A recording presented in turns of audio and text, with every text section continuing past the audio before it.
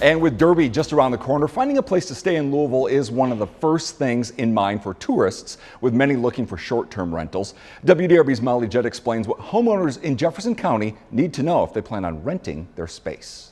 Hundreds of short-term rentals are listed here in Louisville. It's no secret the majority of them get booked for the Kentucky Derby in the springtime.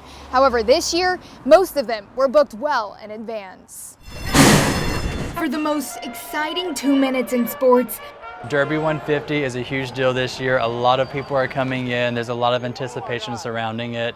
Hundreds of thousands fill these stands in Louisville. It just feels so rewarding, like hearing people come to our city, praise our city, talk so highly of it. Justin Reed has been in the short-term rental business for nearly a decade. He has 25 Airbnb properties across Louisville. Typically, reservations will trickle in over time, but I would say that this year is probably the fastest that all of our properties booked up. Each home booked for Derby weekend for about $10,000 each within 2 months of the new year. That kind of tells you just what we're able to bring in. Starting last year, neighborhoods became more saturated. All of these rules and regulations came around. Metro Council decided all short-term rentals must be registered. Louisville has the perfect balance of a reasonable regulation system where you can rent out your own home, or with a special kind of permit, you can have a full-time short-term rental, but we don't have whole neighborhoods that are just nothing but short-term rentals. Deirdre Syme owns and lives in a short-term rental in the Highlands.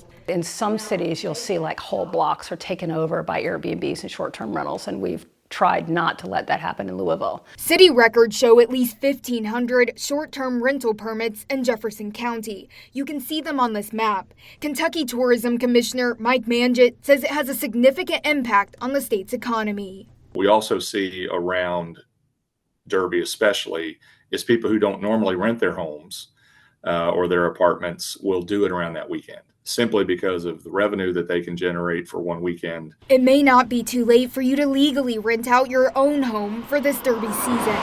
The city says applications with no issues are currently being approved in less than a week. For more information on short-term rental regulations and rules, look for this story on WDRB.com. With photojournalist Ariana Shuka, I'm Molly Jett, WDRB News.